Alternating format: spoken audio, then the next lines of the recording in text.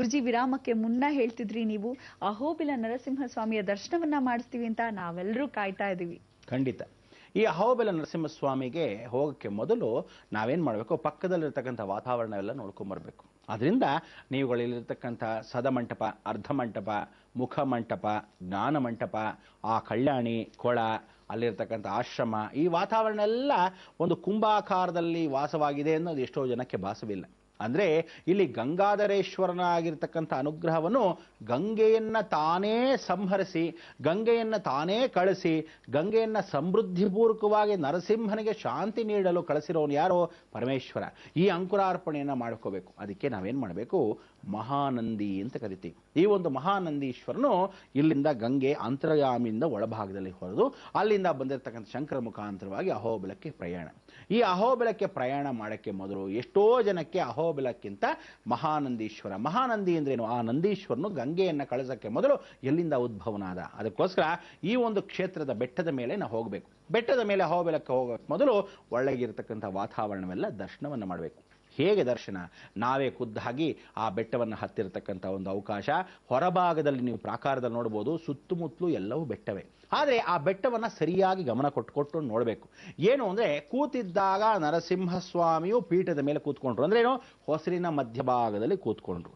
ಆ ಹೊಸಲಿನ ಮಧ್ಯಭಾಗದಲ್ಲಿ ಕೂತ್ಕೊಂಡಾಗ ಅಲ್ಲಿರ್ತಕ್ಕಂಥ ಪೀಠ ಹೇಗಾಯಿತು? ಭಾರ, ಚೆನ್ನಾಗಿ ಭಾರ. ಅವರ ಪಂಚೆಯ ಪದರಗಳು ಹೇಗಿರುತ್ತೋ, ಆ ಪದರವಾಗಿರುತ್ತೋ ಹಾಗೆ ಅವರು ಕೂತ ಭಾರಕ್ಕೆ 10 ಕಿಲೋಮೀಟರ್ ದೂರದಲ್ಲಿರ್ತಕ್ಕಂಥ ಎಲ್ಲಾ ಬೆಟ್ಟಗಳನ್ನು ಪುಡಿ ಆಗೋಯ್ತು. ಯಾಕೆ ಅಂದ್ರೆ ಅವ್ರು ಸಣ್ಣದಾಗಿರ್ಲಿಲ್ವಲ್ಲ, ಪುಟ್ಟ ಮಗು ಅಲ್ವಲ್ಲ. 3000 ಅಡಿ ನರಸಿಂಹಸ್ವಾಮಿ. ಆ 3000 ಅಡಿಯ ಅವರ ನರಸಿಂಹಸ್ವಾಮಿ ಹಿರಣ್ಯಕಶಿಪುನ 4000 ಅಡಿಗಳು ತೊಡೆ ಮೇಲೆ ಕೂತ್ಕೊಂಡಾಗ ಹೀಗೆ ಭಾರವಾಗಿ ಕೂತ್ಕೊಂಡ್ರು ನೋಡಿ. ಆ ಪಠ ಅಂದಿದ್ದು ಎಷ್ಟು ಪಟಪಟ ಅಂದಿದೆ, ಅಲ್ಲಿ ಗಮನಿಸ್ಬೋದು ನೀವು. ಆ ಗಮನವನ್ನ ನೀವು ಸರಿಯಾಗಿ ನೋಡಬೇಕು. ಕಲ್ಯಾಣಿಯ ಮುಖಾಂತರವಾಗಿ ನೋಡಿದಾಗ ಪಾತಾಳ ಅಂತರ್ಗಂಗೆಯಲ್ಲಿರ್ತಕ್ಕಂಥದ್ದು. ಅಂದ್ರೆ ಏನೋ, ಗಂಗೆ ಬಂದು ಅಲ್ಲ ಸೇರ್ಲಿ ಅಂತಕ್ಕಂಥ ಕಲ್ಯಾಣಿ ಈಗ ತಯಾರಿಸಿರೋದು. ಆ ಕಾಲಕ್ಕೆ ದೊಡ್ಡ ಕಲ್ಯಾಣಿ, ನ್ಯಾಚುರಲ್ ಆಗಿರ್ತಕ್ಕಂಥ ಒಂದು ದೊಡ್ಡ ಹಳ್ಳ.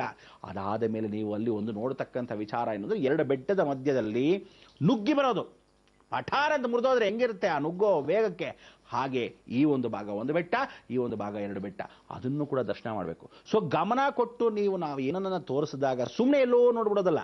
ಅಂತರ್ಮಂಟಪ, ಯೋಗ ಮಂಟಪ, ಜ್ಞಾನ ಮಂಟಪ, ಅರ್ಧ ಮಂಟಪ ಸಮೇತನಾಗಿ ಕಲ್ಯಾಣಿ, ಆ ಪರ್ವತಾಕಾರದಲ್ಲಿರ್ತಕ್ಕಂಥ ಭಿನ್ನ ಭಿನ್ನವಾಗಿರ್ತಕ್ಕಂಥ ಒಂದು ಕ್ಷೇತ್ರ ಮಹಿಮೆ, ಇಷ್ಟೆಲ್ಲ ನೀವು ಗಮನಿಸ್ಕೋಬೇಕು. ಇದನ್ನೆಲ್ಲ ಗಮನಿಸ್ತೀರಾ ಅಂದ್ಕೊಂಡಿದ್ದೀನಿ. ಮೊದಲಾಗಿ ತೋರಿಸ್ತೀನಿ, ತದನಂತರ ದೇವಾಲಯ ದರ್ಶನಕ್ಕೆ ಹೋಗೋಣ. ಮೊದಲು ಈ ದರ್ಶನ ಮಾಡಿ ಬನ್ನಿ ವೀಕ್ಷಕರು.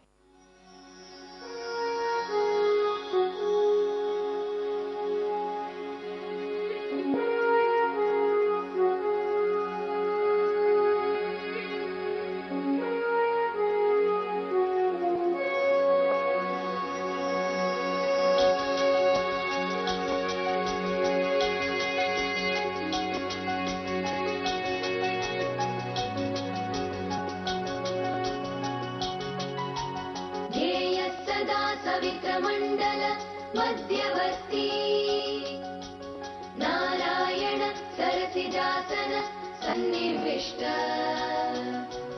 केयूरवान् मकरकुण्डलवान् किरीटी हारी हिरण्मयवपुर्धृत शङ्खचक्र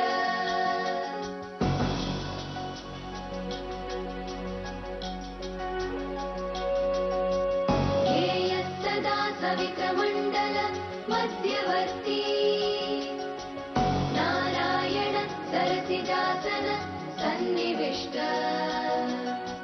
केयूरवान् मकरकुण्डलवान् किरीटी हारी हिरण्मयवपुर्धृत शङ्खचक्र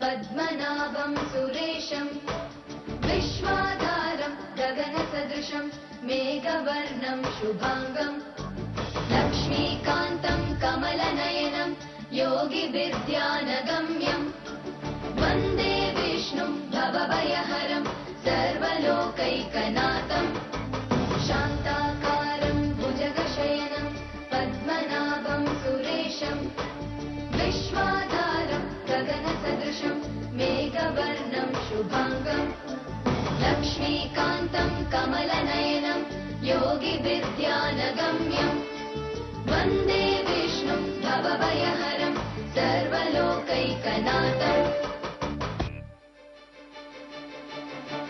त्रैलोक्यपूजितः श्रीमान् सदा विजय वर्धन शान्तिः कुरु गदा पाणे नारायण नमोऽस्तुते